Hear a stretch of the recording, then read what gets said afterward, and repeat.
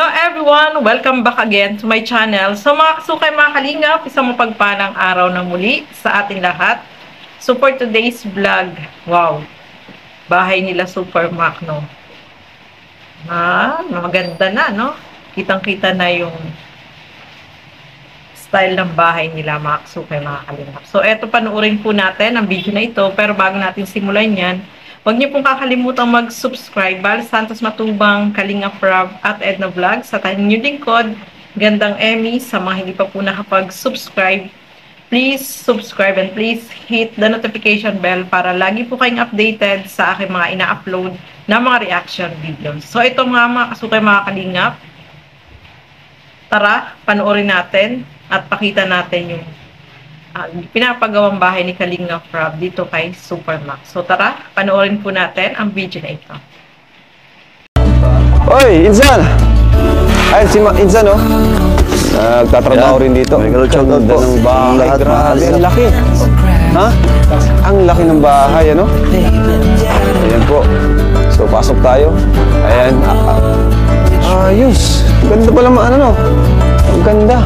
Malaki din. Oo, malaki. Oo. Magandahan na yun. Magandahan na yun. Ang ganda. Grabe. Saka may lofting to, di ba?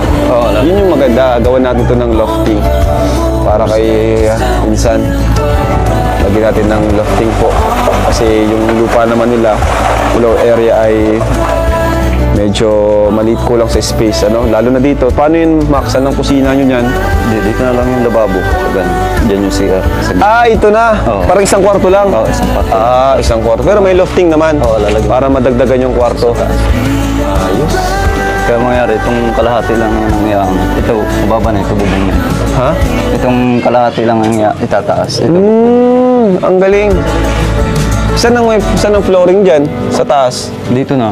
Saan part dyan? Dito sa may kwarto. May hagdan yan dito. Parang ito ang mataas na ceiling. Oo, Tapos dito yung dalawa, flooring. Oo, at ito wala na to. Saan ang flooring? Ito lang? Ito lang dalawa. Dito. Okay. Ito lang dalawa. Dito ang may flooring. Akala ko, dyan itong dalawang may flooring. Hindi yan. Bubong na yan. Kasi may kapitbahay dyan na. Yung ano. Ito lang. Ito na lang dalawa. Grabe, ano? Ganda. Kaya, salamat pinsan at talagang hanggang ngayon ay hindi pa rin ako makapaniwala na Hindi ka kapaniwala na bahay mo na yung ginagawa. talagang napakamahal ng materialis ngayon. Napakamahal, laki ng gastos. Kung sa akin lang, hindi ko ito kakayanin talaga. Kahit sabihin. Pasensya ka na din minsan at alam kong wala tayong budget para dito. Pero tinuloy mo pa rin. Talagang Meron tayong budget dyan, pinag-ipunan natin yan, pinaghandaan natin. Wala man tayong masyadong sponsor, pero okay lang kasi ano naman deserve mo naman yan minsan kay ni Andoy. Ano? Pati itong mga carpenter natin dyan, kung sino mabait dyan, papabahayan natin. Sabihin mo lang kung sino mabait. Joke lang. Basta yung mga loyal, masisipag, pagtulog. Pero kumusta yung sanong materials ngayon? Medyo mahal talaga. mahal talaga. Mahal talaga.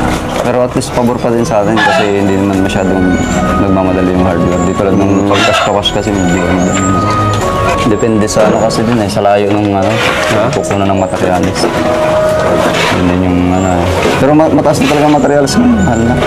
Minsan ginagawa na lang namin, minsan ay binabaw na lang namin sa trabaho kasi talagang medyo mataas ang materialis. Kung babagalan pa namin, di dubli-dubli pa. Saka ano? Tataas na yung materialis, tataas pa yung labor. Saka mabilis naman talaga kayo magtrabaho. Yun yung nagustuhan ko sa inyo. Kabisado ko ng trabaho nyo eh. Pang ano pa lang ito pa 3 weeks pa lang ito. Saka malaki ito. Mabilis na to. Grabe din pati yung pahirap kasi po pag-ulan ulan, init. Siyempre gusto na rin namin masimula yung kay Biancy, kaya madali natin na. Kaya mo yun, okay lang yun. Kung nga pala, mag-groundbreaking tayo. Tatlong bahay ito eh. Tatlong bahay ito magkakasabay. Mga kalingap, tatlong bahay po yung hinahandle ngayon ni Super Mac. Hindi yung ginagawa, binibisita mo na lang. Pag tapos ng materialis. Kung nga pala, kay Pure Health. Yung kay Pastor Nestor, kay Tita Melba. Tapos Ito. Grabe mga kalingap. Saludo tayo kay And, nga pala, thank you po kay Ninang Eric Alpon. Ayan, palakpakan natin Ninang Eric Alpon. Nagdagdag po siya ng budget para dito sa pabahay ni Super Mac kasi yun nga, sabi niya, Yun ay para kay Biancy sana, 20K. Kay Supermac na lang daw kasi wala naman daw pong sponsor si Supermac. Kaya yun. Maraming salamat po, ma'am. Oo. Ayan po, no. Kita na natin, no, malaki yung bahay nila Supermac. Although maliit yung lupa, pero sinagad po nila. Kaya maganda yung magiging kalabasan po niya, no.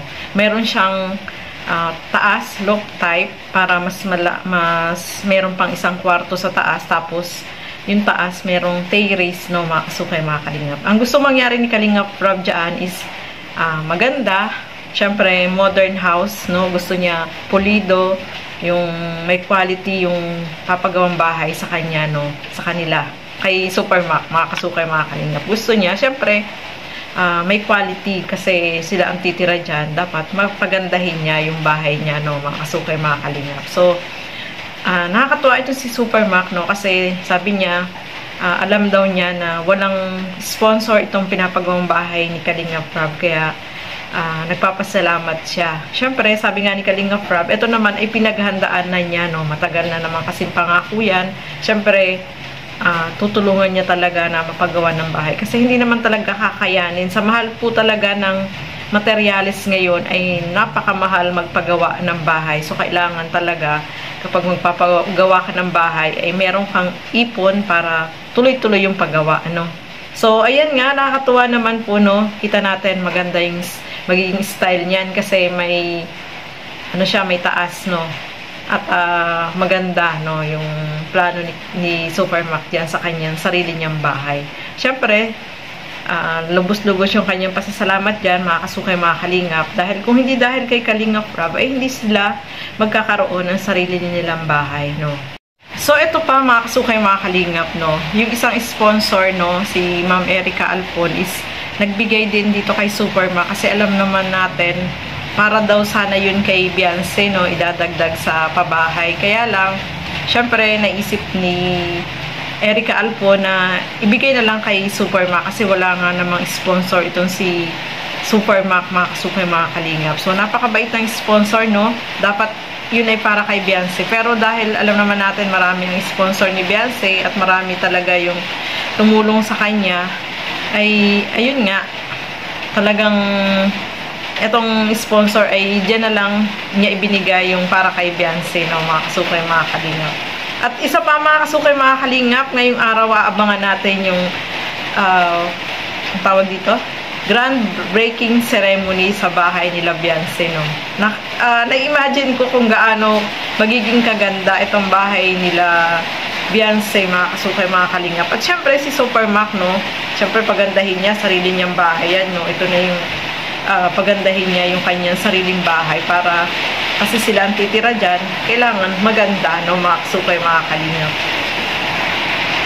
Kung aasahan lang yung pagtatrabaho nila araw-araw ay hindi po talaga sapat para makapagpagawa siya ng ganyan kalaki at kagandang bahay, no.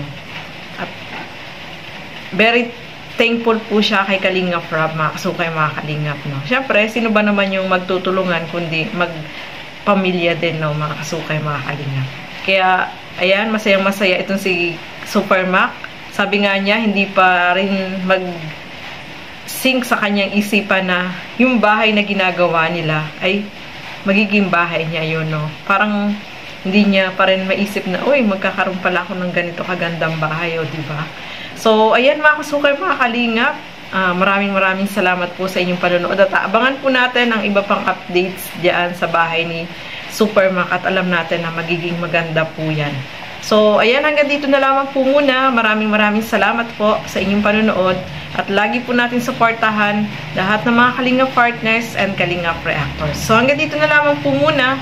Keep safe, everyone. Thank you for watching. Mabuhay po tayong lahat. Bye-bye!